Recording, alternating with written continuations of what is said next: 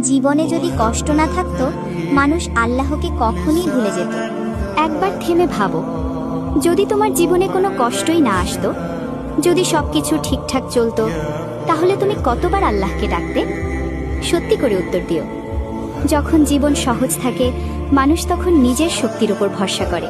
নিজের বুদ্ধি, নিজের পরিকল্পনা, নিজের ক্ষমতা, সবকিছু তখন নিজের কৃতিত্ব মনে হয়।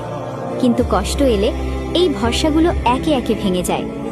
যখন কোনো দরজা খোলে না, যখন মানুষ পাশে থাকে না, যখন নিজের শক্তিও আর কাজ করে না, তখনই মানুষ প্রথমবার আল্লাহর দিকে তাকায়। কষ্ট আমাদের দুর্বল করে না, কষ্ট আমাদের সত্যিটা দেখায়।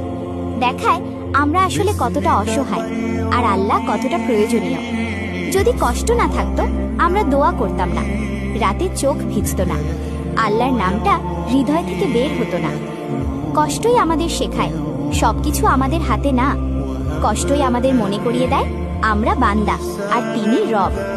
এই জন্যই দেখো, সুখে মানুষ আল্লাহকে মনে রাখে কম, কিন্তু কষ্টে মানুষ আল্লাহকে একদম কাছে পায়।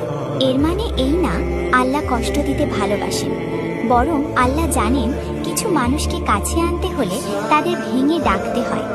যে কষ্ট তোমাকে নামাজে ফিরিয়ে এনেছে, যে কষ্ট তোমাকে দোয়ায় বসিয়েছে, যে কষ্ট তোমাকে আল্লাহর সামনে নত করেছে, সেই কষ্ট অভিশাপ না, সেই কষ্ট রহমত।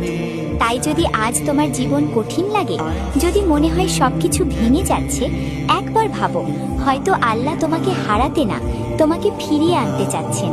কারণ যদি কষ্ট না থাকতো, আমরা হয়তো আল্লাহকে কখনোই মনে রাখতাম না।